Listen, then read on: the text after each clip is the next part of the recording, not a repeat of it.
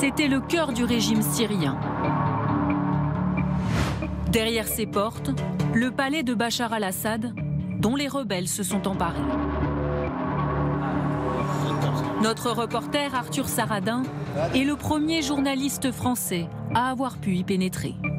Vous le voyez autour de moi, des pièces absolument monumentales, des coupoles, du marbre, de la marqueterie dans presque toutes les pièces qui ont parfois été pillées ce matin par des habitants qui ont découvert pour la première fois ce lieu auquel ils n'avaient pas accès.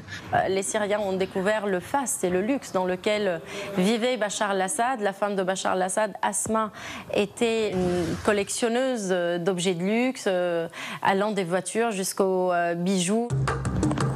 À l'étage, la population découvre le bureau du dictateur, abandonné. J'étais assez fasciné par ces images du palais présidentiel qui, en plus, et il faut l'imaginer, est un fortin qui se situait sur les hauteurs de Damas, qui était quand même l'endroit le plus sécurisé de toute la Syrie. Moins de 2 semaines ont suffi pour renverser un demi-siècle d'oppression. C'était un régime des plus obscurantistes et voir ce régime tomber, c'était presque inespéré. Tous les rebelles que l'on croise ici nous disent qu'une nouvelle Syrie est en train de démarrer. Avec autant d'espoir que d'inquiétude. L'hypothèse noire, c'est la descente dans le chaos.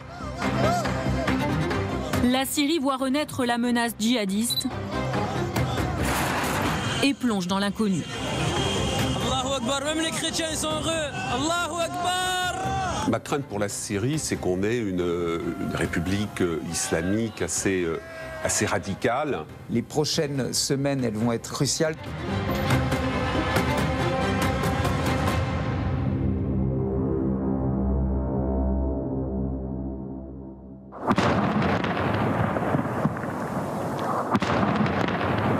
La Syrie tourne une page de son histoire. Le 27 novembre, une offensive militaire fulgurante est lancée par des factions rebelles. Les combattants sont partis de la province d'Idlib. En moins de 4 jours, ils s'emparent de la deuxième ville du pays, Alep. Nous avons libéré tout l'ouest d'Alep. Nous disons aux habitants qu'ils sont en sécurité. Et ça, ce sont les véhicules de l'armée syrienne. Ils sont à nous maintenant. Il n'y a pas vraiment eu d'effusion de sang, c'est-à-dire que ces djihadistes n'ont pas rencontré de franche opposition sur leur route. Il y a eu une débandade, une débâcle et des désertions à tous les étages. J'ai eu quelques contacts, notamment à Alep, où au départ, on se sentait pris entre le marteau et l'enclume, c'est-à-dire avec des islamistes armés qui entraient dans la ville comme on entre dans du beurre, pardonnez-moi l'expression, et en même temps des bombardements, dans un premier temps, qui étaient des bombardements de l'armée russe. Puis tout à coup, ces bombardements se sont interrompus, ce qui a facilité le travail, évidemment, à cette colonne de djihadistes. Encore une fois, à partir du moment où la Russie est occupée ailleurs, l'Iran est considérablement affaibli par la perte de ses affidés libanais du Hezbollah et la Syrie qui est elle-même exténuée sur le plan notamment social et économique, eh bien ils se disent c'est maintenant ou jamais. Et donc ils s'engouffrent dans cette brèche-là. En 8 jours, les combattants islamistes progressent et s'emparent des grandes villes. Hama, Homs, jusqu'à la capitale, Damas. Fin de matinée dimanche, les équipes de TF1 LCI sont les premières arrivées sur place. François-Xavier Ménage filme sa progression avec les rebelles. Ici aux portes de Damas, un exemple parmi tant d'autres pour montrer la débandade de l'armée des loyalistes. Vous voyez ici ce véhicule militaire qui a été incendié. Il est lourdement armé, ce véhicule. Et juste à côté, vous avez des bases militaires où, pareil, des endroits ont été incendiés, des documents confidentiels ont été volés par les rebelles qui prennent donc possession de cette zone stratégique. Il faut rappeler aussi que certains rebelles nous ont dit tout à l'heure que désormais c'est une Syrie libre qui allait voir le jour. Et c'est évidemment, il faut faire attention, c'est évidemment l'avenir qui le dira. Il y a aussi sur cette route des Syriens qui, eux, quittent le pays pour se rendre au Liban. Ce sont, on l'imagine, des pro-Bachar el-Assad et ils ne se sentent pas en sécurité. Donc de la nuance ici en ce dimanche. Les habitants ont sorti leur téléphone. Ce 8 décembre est à immortaliser. Partout dans la ville, la population s'acharne sur les statues de la dynastie baasiste. Ça, c'est la statue du père de Bachar el-Assad. On l'a cassée. La Syrie, enfin libérée.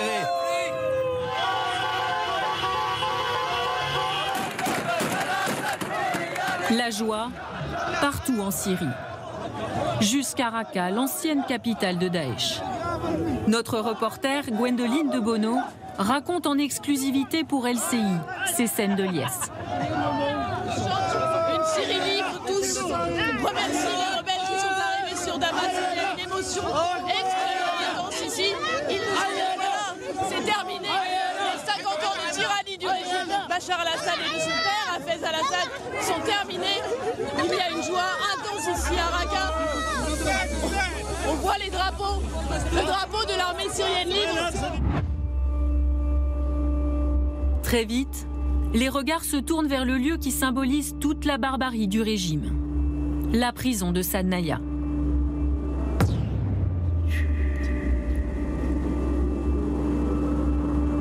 En quelques heures, elle est prise d'assaut par des familles qui cherchent des preuves de vie de leurs proches dans ces documents abandonnés. Notre correspondant sur place a pu filmer ces cellules où se trouvaient des prisonniers. Les rebelles ont laissé sortir tous les occupants.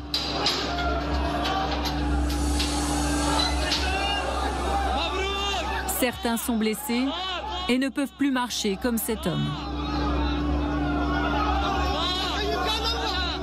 D'autres crient leur identité sans comprendre ce qu'il se passe. Bachar est parti. Il faut imaginer qu'on a retrouvé dans ces cellules des gens qui avaient perdu la mémoire, des gens qui imaginaient encore que Hafez el-Assad, c'est-à-dire le propre père de Bachar el-Assad, était au pouvoir en Syrie. De HTS essaie de trouver des tunnels cachés, des salles dont ils ne trouvent pas encore l'accès dans les sous-sols de la prison où auraient été pratiquées pendant plusieurs dizaines d'années des tortures. C'est une prison en fait qui ressemble beaucoup au camp de concentration. Les pressoirs où on mettait les cadavres et on exerçait une énorme pression pour qu'ils soient complètement aplatis et pour qu'ils soient drainés de leur sang. En fait, c'est des méthodes, mais qui vont au-delà du crime. En fait, c'est le mal incarné. En fait, ce régime-là. Un demi-siècle de règne et de terreur. Il y a d'abord le père, Hafez al-Assad, arrivé au pouvoir par un putsch en 1970. Son fils Bachar lui succède 30 ans après. En 2011, le jeune dirigeant réprime dans le sang l'insurrection syrienne. À partir des années 2010, il a peut-être entraîné la mort de 1 demi-million de Syriens. 6 millions de personnes ont été déplacées dans son propre pays. 6 millions d'autres Syriens ont pris la fuite en Turquie et au Liban notamment. Aujourd'hui, Bachar el-Assad est aussi en exil. Le dictateur a fui la Syrie et s'est réfugié à Moscou.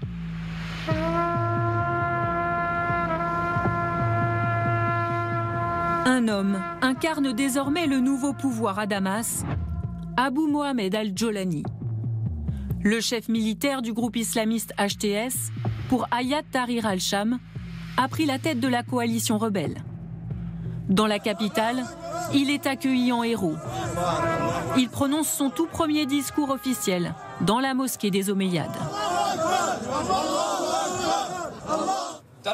Bachar a transformé la Syrie en une ferme pour cultiver les ambitions iraniennes. Il a répandu le sectarisme et divisé les communautés syriennes. La mosquée d'Al-Omeyyade, c'était la mosquée où Bachar el-Assad aussi prononçait des discours et où il allait à la prière après la fête de l'Aïd. C'était la meilleure tribune pour Jolani pour dire « Je suis le maître aujourd'hui et j'utilise ce lieu hautement symbolique dans l'imaginaire même des Syriens pour parler de son programme. » Je pense qu'il veut à la fois marquer une légitimité, je dirais, sacrée, religieuse, et en même temps, il tient un discours éminemment politique. D'origine saoudienne, al-Jolani est un djihadiste de la première heure. Le voici à 24 ans, en Irak. Les États-Unis viennent de l'arrêter. Il passe 5 ans en prison, où il noue des liens avec les futurs cadres de l'État islamique. À sa sortie, la guerre civile éclate en Syrie. Il fonde l'organisation Al-Nosra, affiliée à Al-Qaïda. Pourtant, dans cette autre vidéo tournée 2 ans plus tôt, il dit prendre ses distances avec le djihad islamique et crée le groupe HTS. Il s'empare de la province d'Idlib et revendique un islamisme nationaliste, sans volonté d'expansion. Jolani a fait un peu son rebranding, il a retourné sa veste, il veut nous faire oublier qu'il a fait partie des durs d'Al-Qaïda. En fait, c'était leur djihadiste qui a le plus exercé des exactions, que ce soit contre des opposants ou bien contre des prisonniers aussi qui étaient tombés entre ses mains. Mais aujourd'hui, on a l'impression que son pragmatisme peut-être est supérieur à sa radicalité. Allahu Akbar. Entrée dans la ville de Latakia, accueil de la part des civils. Allahu Akbar. Allahu Akbar. Quel accueil. Autre motif d'inquiétude pour l'Occident, la présence dans les rangs d'HTS de djihadistes étrangers. Au point de la ville de Hama. Sur ces images publiées par le journaliste Wassim Nasr, plusieurs convois de combattants rebelles. À bord de ces jeeps se trouvent des Français qui ont participé à l'offensive. Même les chrétiens ils sont heureux. Même les chrétiens ils célèbrent. Alhamdulillah. Jour de dimanche, jour de messe. Wallah. Wallah. Une dizaine, quinzaine auraient été identifiés dans les troupes combattantes qui ont convergé vers Damas. Mais de toute façon, en soi, c'est une vraie menace. Alors ce qu'il faut savoir, c'est que la DGSE, les services secrets français extérieurs, surveillent tout ça comme le lait sur le feu, avec une coopération étroite avec les services secrets turcs. Avant l'offensive éclair, 116 djihadistes français étaient positionnés à Idlib, le bastion des rebelles, au nord-ouest de la Syrie. Une cinquantaine appartient à une brigade créée par Omar Homsen, un ancien braqueur niçois devenu recruteur de djihadistes. Certains de ces hommes sont en Syrie depuis plus de 10 ans. Là, il y a un sujet d'inquiétude dans la mesure où ces gens sont aguerris au combat et ils ont épousé l'idéologie totalement fondamentaliste religieuse de HTS. Ça, c'est le premier sujet.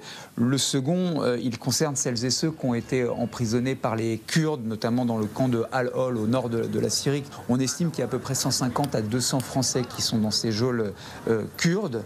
Il y a une problématique qui est évidemment liée à l'état de chaos généralisé qui pourrait s'emparer de la Syrie et qui ferait en sorte qu'à un moment donné, ces Kurdes n'aient plus les moyens de protéger ces cellules. Pour rassurer les puissances étrangères et la population syrienne, Al-Jolani multiplie les messages d'apaisement.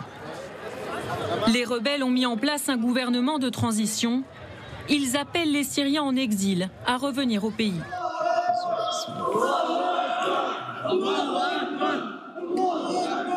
Dans un autre déplacement à la mosquée, Al-Jolani insiste sur sa volonté d'unifier le pays.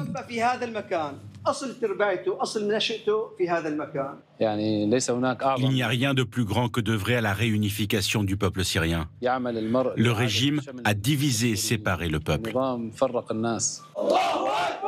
faut reconnaître, c'est sans doute à mettre au crédit d'une habileté politique que, dans les premiers temps en tout cas, il n'a pas commis de faute de quart. C'est-à-dire qu'il a été très habile dans sa communication, il a donné des gages, il a mis en valeur le fait que dans son micro-califat de Idlib, son application de la charia était certes ferme, mais n'était pas, je dirais, aussi écrasante qu'à l'époque de l'État islamique.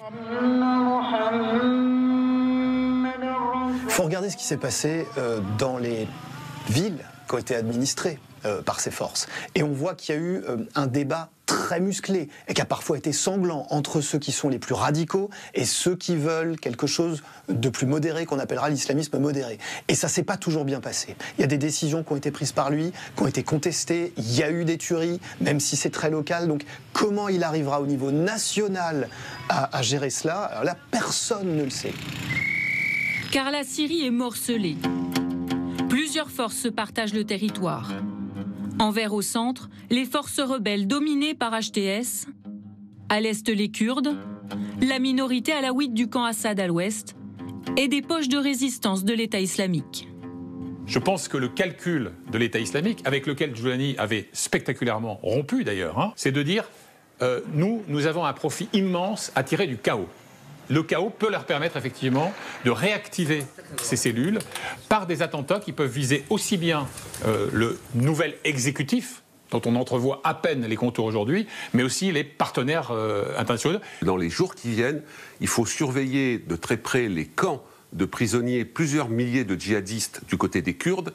Évidemment, une opération de Daesh pourrait consister à les libérer, ces milliers de djihadistes, pour les enrégimenter en quelque sorte. Évidemment, les Américains veillent sur cela comme le lait sur le feu. Est-ce que Trump aura la même vigilance? On n'en est pas sûr. Pour lutter contre l'État islamique, les Occidentaux s'appuient sur les forces armées kurdes. Aujourd'hui, cette communauté regroupée au nord de la Syrie se sent menacée, car le nouveau pouvoir à Damas est soutenu par la Turquie et son président Recep Tayyip Erdogan. La hantise d'Erdogan, c'est que les Kurdes puissent avoir une certaine forme d'indépendance, d'autonomie au nord-est de la Syrie. Et ce qui l'intéresse le plus, c'est qu'il y ait toujours une force qui contrebalance la force des Kurdes et leur présence au nord de la Syrie. L'arrivée des islamistes au pouvoir bouleverse les rapports de force dans la région. Allahu Akbar, les Russes, c'est les Russes, frère. La Russie, alliée de Bachar al-Assad, évacue certaines bases militaires, comme le montre cette vidéo recueillie par le journaliste Wassim Nasr. Aujourd'hui, la Russie ne peut plus et n'a plus les moyens, surtout, de garder toutes ces bases. Déjà, après la guerre en Ukraine, et ils ont retiré beaucoup de leurs vaisseaux, surtout à l'attaquer au nord de la Syrie, sur le littoral au nord de la Syrie. La vision stratégique de Poutine, c'était à terme de pouvoir remplacer les Américains en Méditerranée. C'est pour ça aussi que Poutine a sauvé le régime de Bachar. Et là, il est en passe de perdre. Donc, c'est un camouflet stratégique, politique, psychologique. Alors que les Russes quittent le pays, Israël frappe les intérêts militaires de la Syrie. Plusieurs centaines de raids aériens ont été menés par l'État hébreu. Israël s'est très vite, là aussi, engouffré dans une brèche par des frappes intenses, non seulement sur des arsenaux, y compris des arsenaux chimiques, mais en réalité, on sent bien qu'ils veulent anéantir, ils veulent annihiler le potentiel militaire. Parce qu'ils redoutent évidemment l'usage qui pourrait en être fait par les maîtres de demain. Al-Jolani a laissé au placard son treillis militaire. Il promet de mettre en place un état de droit.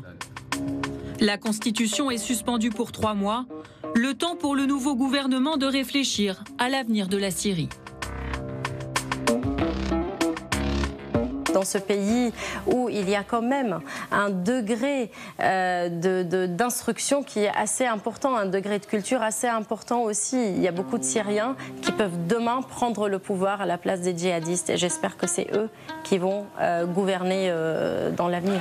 Il ne faut pas s'attendre en Syrie à voir apparaître une gentille république islamique, souriante et très, très tolérante. Si on essaye simplement d'avoir 2 hypothèses, une rose pâle et une noire, l'hypothèse noire, c'est la descente dans le chaos, justement à cause des rivalités entre les groupes. Et puis l'autre scénario, qui est peut-être trop rose pour être crédible, c'est celui d'une Syrie, je dirais, fédéralisée. Est-ce qu'on aura la Somalie ?